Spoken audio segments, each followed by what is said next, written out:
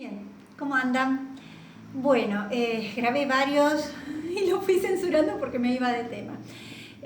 Yo tenía un profesor que era Horacio González y recuerdo que venía a clase con una valija llena de libros y nos prestaba y demás. Ahora esta posibilidad que tenemos de trabajar desde nuestra casa me permite tener una cantidad de material como para poder ir citando y leyéndoles y tenerlo aquí todo junto. Después les mando una foto para que vean el despelote que hay. Vamos a trabajar un concepto de un libro que a mí me parece básico para comprender no solo las ciencias sociales, sino, creo yo, cualquier actividad que implique la docencia, como así también cualquier actividad artística. Yo soy media fanática, si habría que armar un grupo, un club de fans de un autor galés, pertenece a lo que es Gran Bretaña, que se llamó Raymond Williams. Raymond Williams llega a nuestro país traducido, las primeras traducciones empiezan a ser difundidas por Carlos Altamirano, que estaba trabajando en Quilmes, creo. Beatriz Arlo, que ha dado un giro raro, podríamos decir, hacia una visión liberal muy, muy rara. Bueno, ellos durante dictadura publican una revista que se llama Punto de Vista, que si alguna vez tienen oportunidad, hay artículos muy interesantes.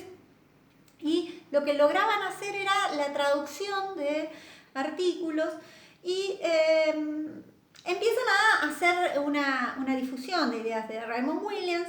El libro que nosotros vamos a leer no es el primer libro de Raymond Williams, es uno de los primeros sí que llega a nuestro país, traducido, es un libro del 77, que se traduce en el 80, o sea, en 3 años ya se traduce al castellano. Ello habla de una gran difusión de las ideas de Williams. Williams había nacido en 1921, fallece en el 88, ¿no? Y Cultura y Sociedad, La Larga Revolución, textos sobre literatura inglesa tenía, El Campo y la Ciudad, otro texto que ese se traduce muy tardíamente en el 2001, es decir, que son textos anteriores que se traducen después. Bien. Presentado el texto, nosotros vamos a leerle de este texto. Yo he dado en otras oportunidades el concepto de cultura a partir de Williams. Si ustedes observan en el índice, en la segunda parte donde habla de teoría cultural, se dedica a este concepto, que es un concepto que ya lo hemos visto con nuestro amigo Antonio Gramsci, ¿no? Yo ahí les dejé en el encuentro anterior algunas concepciones que tenía Gramsci con respecto a cómo pensar en esta sociedad la revolución. Y esta idea me interesaba, esta idea de un intelectual que se tiene que asumir como, diríamos, reproductor de un orden conservador, del status quo, podríamos decir, o el intelectual que realmente toma dimensión de su rol, de su peso a nivel social y no solamente busca conocer su sociedad, sino también modificarla, esta sociedad, ¿no? Bien, lector de Gramsci, Raymond Williams recupera, sin olvidar esta visión materialista, y desde una visión materialista de la cultura, podríamos decir, observa y deconstruye esa visión determinista de la historia. Es decir, los modos de producción eran los modos de producción los que iban a modificar la sociedad. La revolución se hace a partir de esos cambios de los modos de producción, diría Marx. Hay un solo texto de Marx sobre el arte, pero en realidad no se dedica prácticamente, lo deja en ese nivel superestructural y desde ahí hay mucho que se ha dicho en nombre de Marx sobre el rol que tendría el arte.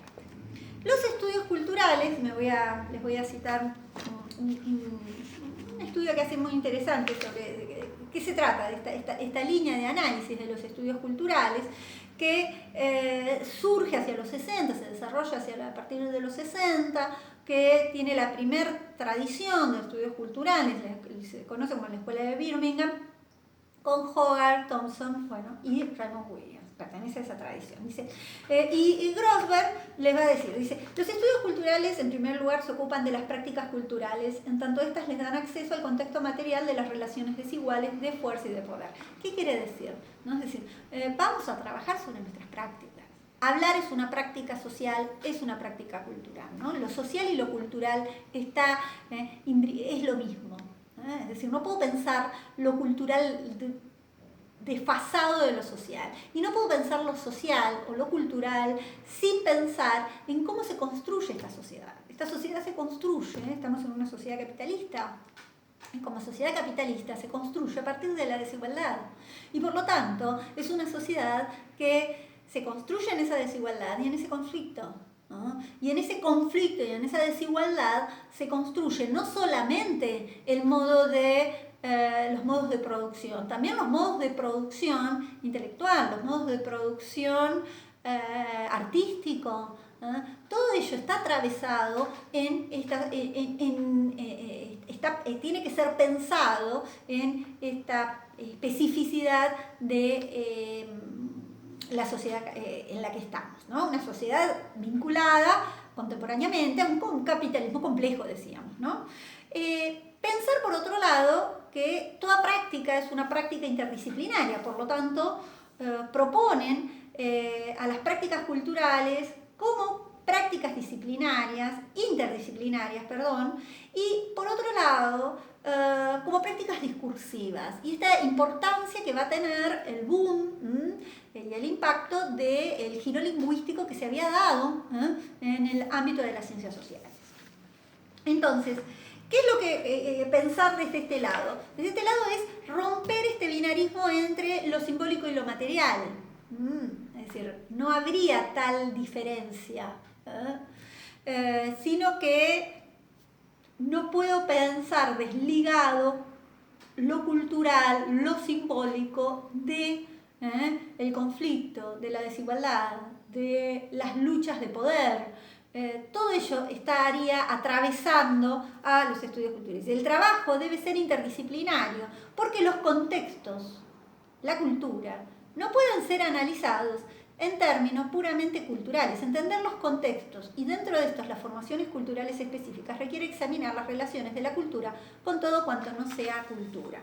¿Qué quiere decir? Evitemos, porque el otro caso que tenemos es, bueno, entonces, hablamos de la historia y en la historia le metemos el arte.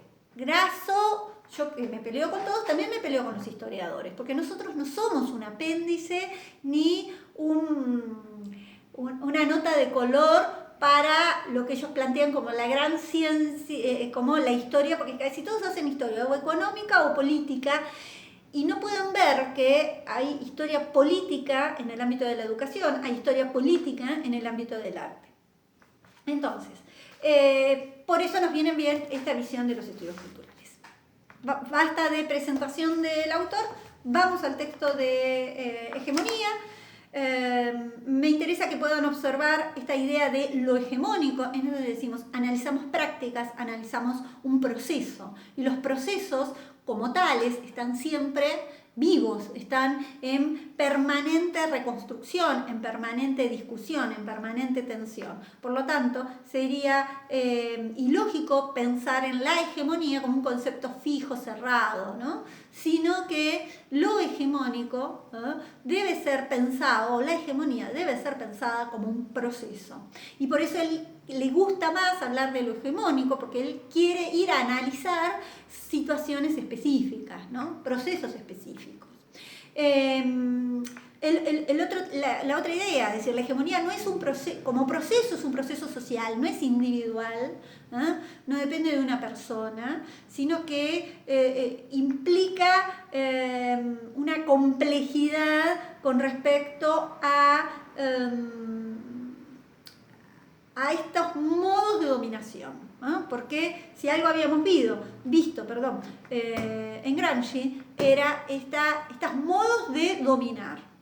Y acá les quiero hacer una salvedad para complejizarles, porque la idea de que nosotros tenemos, de que lo hegemónico es un modo de construcción, de construcción de consenso por parte de los grupos dominantes, hay que pensarlo, que no siempre los grupos dominantes son los que detentan el poder gubernamental. No siempre son los que están en los gobiernos. Puede haber gobiernos, puede haber grupos que estén en el gobierno, pero que no tengan poder real. O que tengan podríamos decir, una tensión con los grupos que van a tener construcciones hegemónicas. Piensen en el movimiento feminista. Yo les voy a dar un trabajo sobre esto. Piensen en los modos de construir a partir de, qué sé yo, hasta hace unos años atrás, todos pensábamos que la identidad era algo fijo, ¿no? Quienes empezamos hace varios años a ver de qué se trataba esto que proponía, yo lo empecé a leer con Judith Butler, esta idea de la identidad como un proceso, ¿no? La identidad en sentido performativo, y en donde vamos construyendo subjetividad, ¿no? Nosotros trabajamos con estudiantes, trabajamos en instituciones en donde no solamente nos construimos a nosotros como sujetos, nos definimos, sino que también contribuimos a la construcción de subjetivización del otro. Es terrible el poder que tenemos en la escuela, en esta gran institución de construcción que puede ser de deconstrucción de ciertas estructuras dominantes, pero para eso primero tenemos que empezar a deconstruirnos a nosotros mismos. Y lo hablo desde mí, que como ustedes pueden observar, me cuesta mucho hablar en lenguaje inclusivo, y no es menor el uso del lenguaje inclusivo, porque tiene que ver con una construcción, con una naturalización del pensamiento patriarcal. Entonces, por eso nos cuesta tanto, porque está tan naturalizado, ¿no?, que esa naturalización del lenguaje, ¿no? Hablo como pienso y pienso como hablo. Entonces, no es menor el modo que tengo de hablar, el modo que tengo de presentarme, el modo que tengo de verme, mis representaciones, cómo cuesta hacer un autorretrato, cómo me veo a mí misma, desde dónde me veo a mí misma, ¿no? Bien, bueno, no hablo más, les dejo una actividad.